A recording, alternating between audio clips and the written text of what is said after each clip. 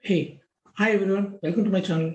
Today I'm going to show you, how to create date ranges using the data validation, but it was a requirement which came from one of my subscribers. Okay, let me just quickly start it. So basically here you have a range and okay, the custom range which you have to give on the start date and date. Now I'm going to start building from that from scratch. So let me quickly start it. So here they need, so I'm gonna keep a today formula. Okay, so that starts with today. Now here I need, the date ranges. Okay, so basically here we're gonna add some data validation. Let me just quickly add it.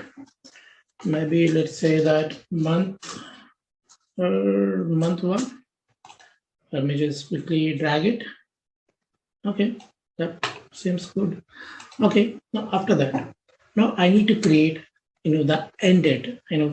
Basically based on this list, the data have to generate, based on that range. So I'm gonna quickly add a data relation list. Come over here, and click on it, click OK. Okay, this part is done.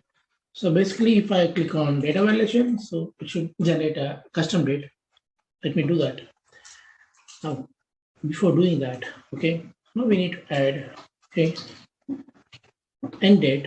Okay, for this one, for this particular date, I'm gonna freeze that, comma, from number of months, or let's say that how many months of end date which I would wanted it. Okay, so for that, let's say if I keep it as 1 and just change the format. Okay, now this says that from 11:30 to 12:30, right? So now I'm going to make it a little dynamic. Okay, instead of typing it 1 over here, I'll just select this cell and okay, one, there's one over here. I'll just drag it. So here the dates are prepared. What would be our next step? So here the date have to get generated, right? Equal to, okay, we'll see, we look up. So basically based on this, right? So I'm freezing that, come on, and I'm going with this table, okay, freezing the range, come on, and now I have to give a date range, so I'll just give 2 comma 0. So that would give me that.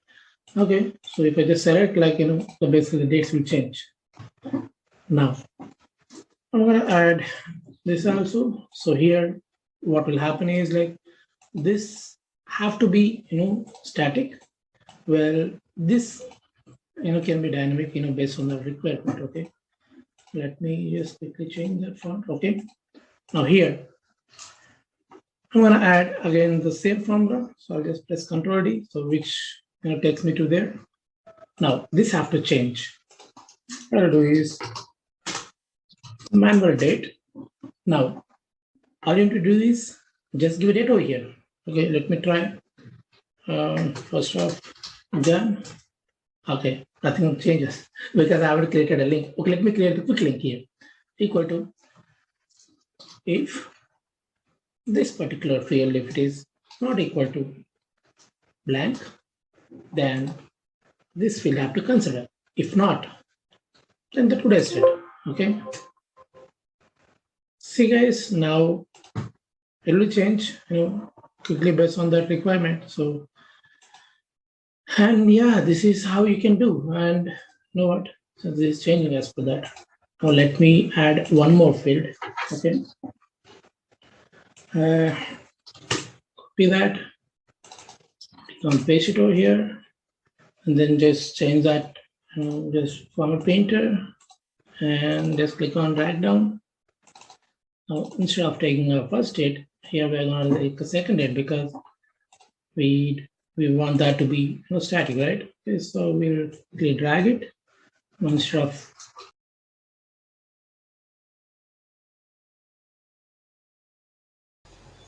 And if you are looking for any other new content which you want me to upload into our channel, so please do add it in the comments so that we will go through the requirement and we will make a video explanation based on your requirement.